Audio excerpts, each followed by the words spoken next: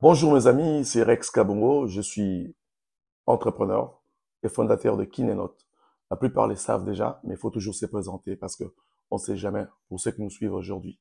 Aussi, pourquoi les Congolais, les entrepreneurs congolais, je voulais dire, dans leurs affaires et tout ce qu'ils font, généralement, s'en avance toujours pas.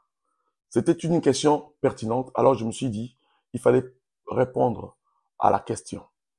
Voici la réponse. Les temps difficiles créent des hommes forts. Et les hommes forts créent des gens faibles. Et les gens faibles, eux, ils créent des temps difficiles. Ça s'explique quoi?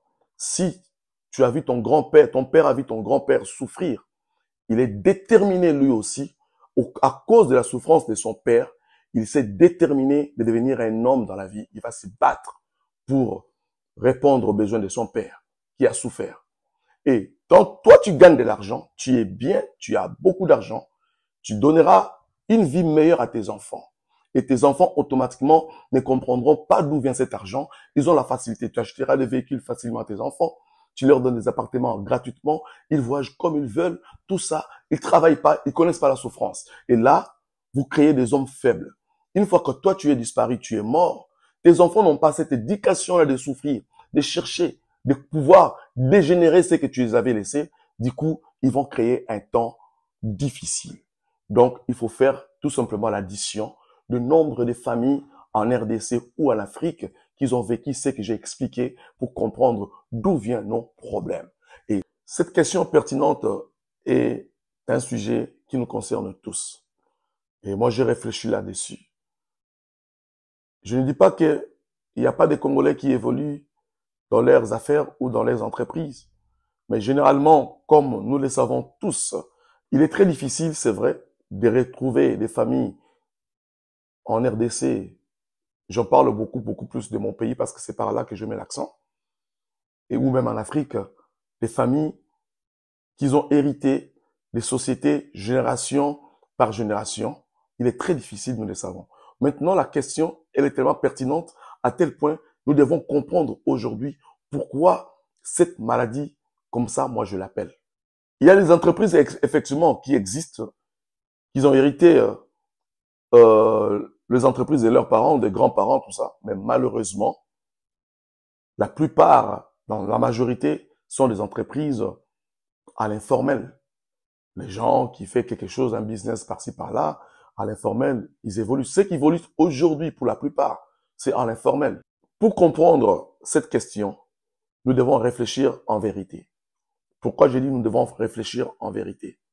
Nous devons tous reprendre dans nos esprits, dans nos pensées, d'où nous venons, d'où on vient. Il est très nécessaire de mettre l'accent sur nos passés, d'où nous venons. C'est là que commencent les problèmes.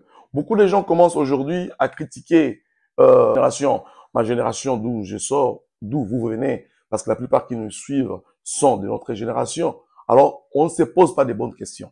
De bonnes questions de savoir pourquoi nous n'arrivons pas à émerger dans nos entreprises, dans nos affaires, et pour laisser un patrimoine important à nos enfants. Et la bonne question de savoir d'où nous venons et de chercher à savoir qu'est-ce qui s'est passé dans le passé. Comme on dit, celui qui ne sait pas d'où il vient, il ne saura jamais d'où il va. Il est très nécessaire que nous arrivions à comprendre d'où nous venons. C'est très important. Si on comprend ça, cette manœuvre-là, d'où nous venons, on va comprendre pourquoi la RDC vit la souffrance profonde pour pouvoir dégénérer les entreprises dans notre pays. C'est compliqué parce que l'éducation, on n'en avons pas. Et nous n'en avons pas. Et c'est maintenant que chacun de nous doit comprendre sur base de cette vidéo, si tu gagnes 500 $, tu peux utiliser 300 $, garder 200 $ pour un projet quelconque. C'est ça qu'on appelle l'investissement. L'investissement, ce n'est pas aller acheter directement une maison. Beaucoup de Congolais pensent que lorsque vous gagnez 200 000 directement, vous allez acheter le brick directement. C'est bien, c'est pas mauvais. Mais je vous dis, vous prenez votre argent, vous le bloquez sur quelque chose qui ne va pas vous apporter. Parce que si vous achetez une maison que vous allez habiter, ce n'est pas de l'actif, c'est du passif. Donc, il faut apprendre à investir. Ça relève d'une éducation. De l'autre côté, c'est la mentalité. La mentalité de gagner de l'argent. La mentalité de vouloir laisser l'héritage à ses enfants. La mentalité de vouloir travailler dans l'écosystème du développement entrepreneurial. Cette mentalité-là, nous n'avons pas. Beaucoup de gens préfèrent je vais dire les termes COP, non, ça la COP, non, ça la COP, non, ça la COP. Nous devons se mettre dans la posture des entrepreneurs. Réfléchir comme les entrepreneurs. Parce que j'ai toujours dit, un entrepreneur est le diminutif de Dieu. Dieu lui-même avait dit, Dieu lui-même, il est l'entrepreneur primordial numéro 1 dans la planète. Lui-même, il a donné le bon exemple. Il a créé la planète, il a créé la terre et il a pris l'homme, toi et moi, il a placé sur la terre. Il a dit, allez-y, soyez féconds. Pourquoi dominer sur ce que j'ai mis sur terre? Aujourd'hui, la fécondité n'est pas seulement liée à la production humaine. La fécondité est aussi liée dans le développement entrepreneurial. Je vais finir pour vous dire ceci, mes amis. Il faut le savoir, le temps difficile crée des hommes forts. Et des hommes forts fabriquent des hommes fainéants. Et les hommes fainéants créent des moments difficiles de la vie. Raison pour laquelle vous avez remarqué les gens qui étaient après l'indépendance, Deuxième République, ils avaient tellement trouvé les choses dans la facilité parce que leurs parents, ils avaient souffert. Donc, ils avaient tellement décidé, tellement que j'ai vu mon père au village, j'ai souffré.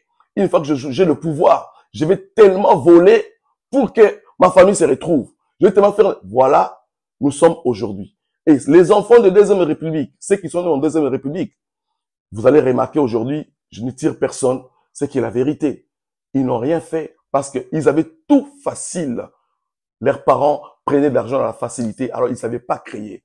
Mais nous devons apprendre à éduquer des guerriers qui peuvent construire l'avenir. À très bientôt pour une prochaine émission.